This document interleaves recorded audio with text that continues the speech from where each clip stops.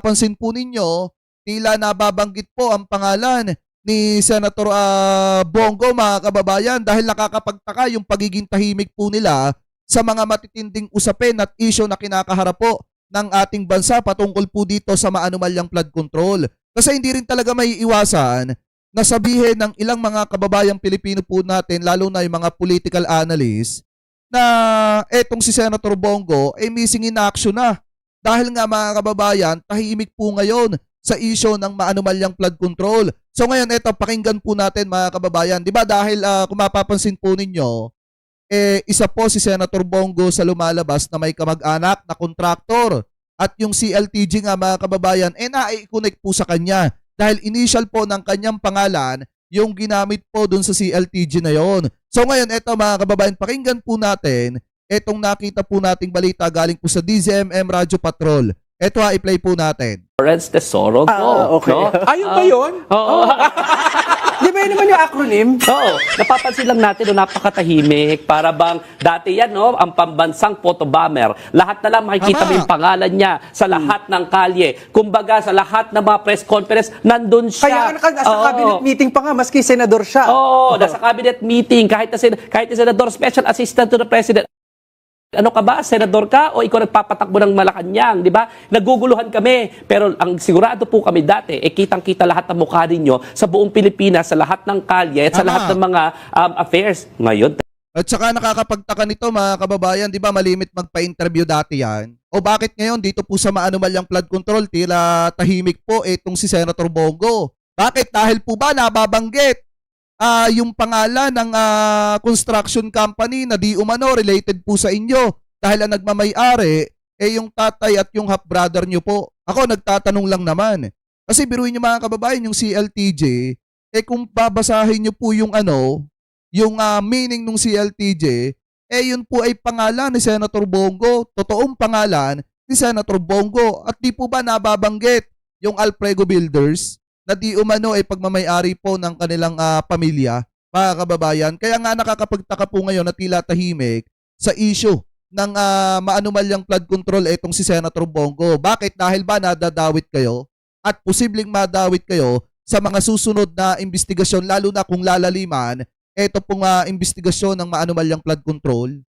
At di ba naging joint venture ng isa sa mga kumpanya ng kamag-anak mo, Senator Bongo, yung kumpanya ng mga diskaya. Tayo nagtatanong lang naman. Kasi mukha po atang missing in action talaga etong si Senator Bongo ngayon at tahimik po sa mga matitinding issue na kinakaharap ng ating bansa. Na dati naman ay hindi naman ganyan yung kanyang ginagawa mga kababayan dahil nga po, diba? Dahil nga po lagi siyang nagpapa-interview sa media. Anyway mga kababayan, tuloy pa natin. tahimik. Bakit? No, bakit? Diba? Dahil ba ayaw natin maimbestigahan ang Christopher Lawrence Tesoro Go CLTG Builders na mahigit 3 billion ang project nung bagong upo pa lang ni Rodrigo Duterte sa Davao City 2017, no?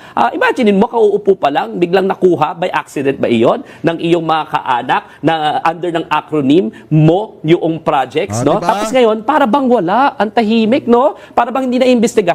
Ako lang nananawagan lang ako sa ating law enforcement, nananawagan lang ako sa ating mga investigating agencies na kung totoo yung inyong desire na makuha yung mga big fish, bakit parang wala po ako narinig kay Christopher Lawrence Tesoro Go na malinaw, may mga nabag yung CLTG Builders at malinaw na conflict of interest yan, no? Bakit parang tahimik na? So pinapalalahanan lang po natin kasi Saka di ba mga kababayan, yung mga DD-shit nananawagan sila, di papanagutin na yung mga big fish.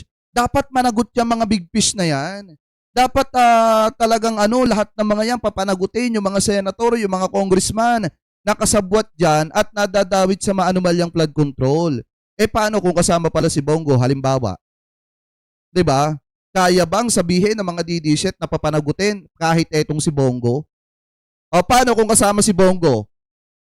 Diba? Dahil nga yung acronym mga kababayan, yung meaning nung CLTJ ay pangalan po ni Senator Bongo at nakinabang halimbawa si Senator Bongo doon, allegedly.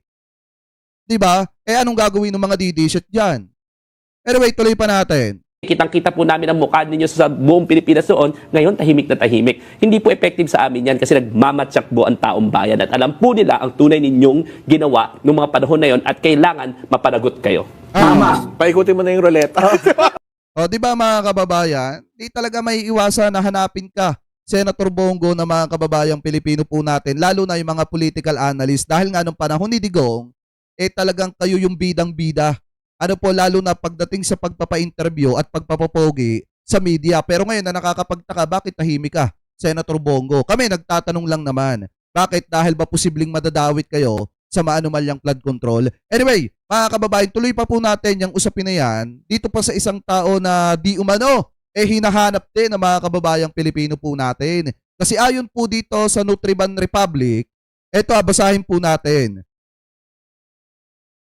Mayroon po nakalagay dyan na larawan ni Senator Camille Villar na may nakalaki po na natawag dito na nakalagay na complicit silence, mga kababayan. Tahimik na boses, lumang bukas. O, yan po yung sabi dito Basahin po natin yung nilalaman.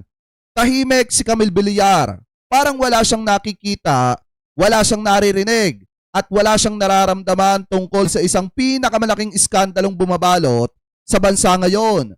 Ang usapin ng flood control projects na nauwi sa baha, kapalpakan at seryosong hinala ng korupsyon.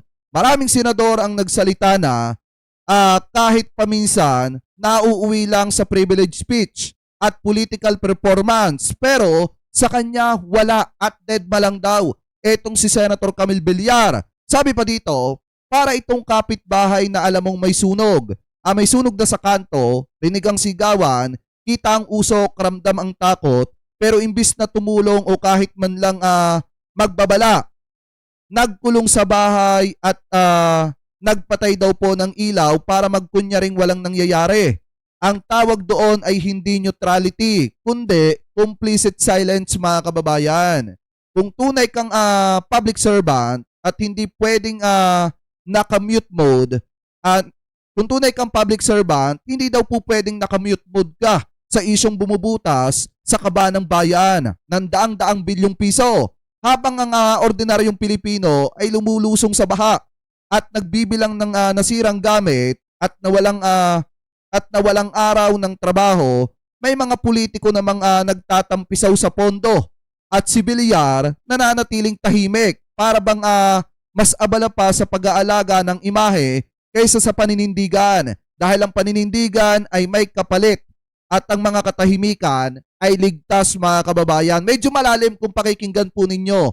Pero kung bababawa natin, mga kababayan, yung sinasabi po dyan, yung paninindigan mo, talagang may kapalit, mga kababayan. Pwedeng masira yung image mo at pwedeng kagalitan ka ng mga malalapit na kaalyado mo. Pero yung katahimikan mo nga naman, mga kababayan, kung mananahimik ka, talagang wala kang masasagasaan na kaalyado mo, or di kaya naman, mga kababayan, wala kang matatapakan na mga taong malalapit sa iyo na sangkot dito po sa maanumalyang flood control. So ngayon, ituloy pa natin. Sabi pa dito, mga kababayan, mas lalong kapansin-pansin ito dahil kilala ang mga millennials bilang henerasyong mapanuri, maingay at vocal sa mga isyong panlipunan. Pero sa isyong ito, si Camille Villar ang malinaw na exemption, millennial.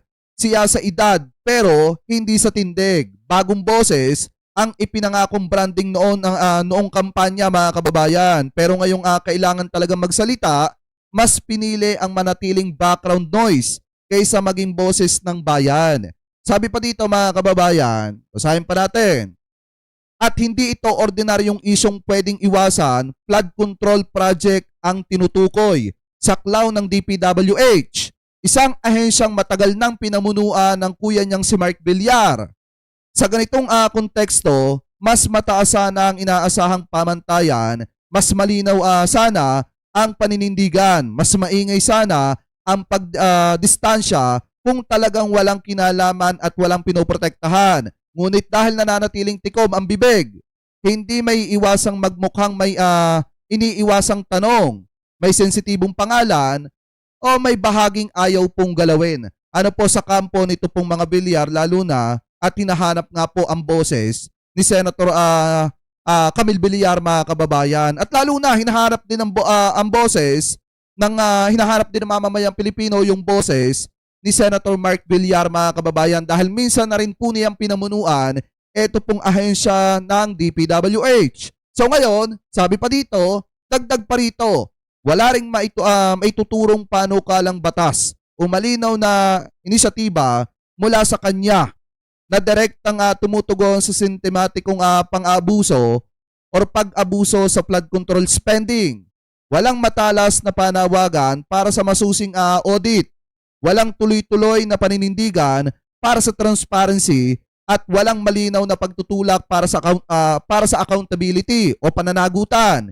Ito ba ang bagong boses na ipinangako o isa lamang itong lumang katahimikan na binalot ng bagong mukha at tahimik na minana kasama ng apelyido, mga kababayan? Ayan o, mismong taong bayan na po naghahanap dun sa ibang mga senator na maingay noon pero ngayon tahimik na po sa mga matitinding isyo ng maanumalyang flood control.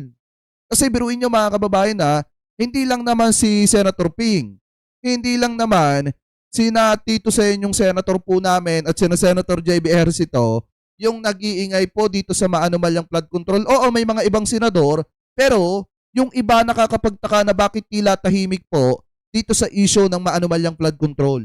Lalo na si Bongo. Diba tahimik din siya dyan?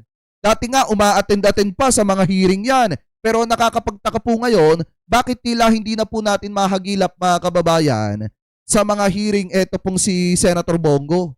Diba lalo na dito sa Senate Blue Ribbon Committee. Diba dati nagpapa-epal pa yan dyan? O bakit ngayon tahimik etong si Senator Bongo?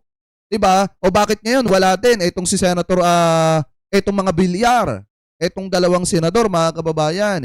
Diba napakahalaga po ng usapin patungkol po sa kanila, patungkol po sa opinion po nila na posible sanang makakatulong dito po sa mga kababayang Pilipino po natin para maibsan yung galit po nila sa mga sangkot sa maanumalyang flood control.